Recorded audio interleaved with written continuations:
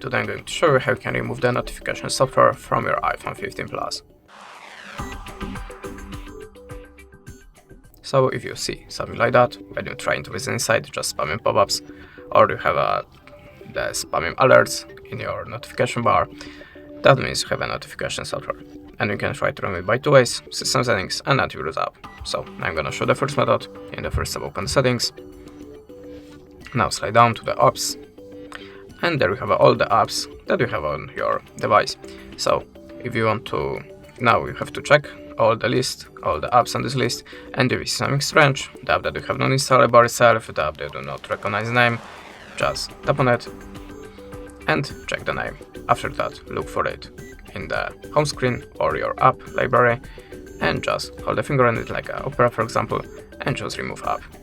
Tap on the delete app and delete again. After that, go back to the app list and now look for your web browser. If you're using other web browser than Safari, just reinstall.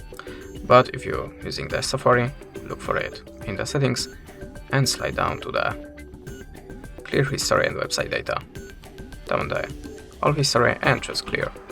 After that, your web browser should be free from notification software.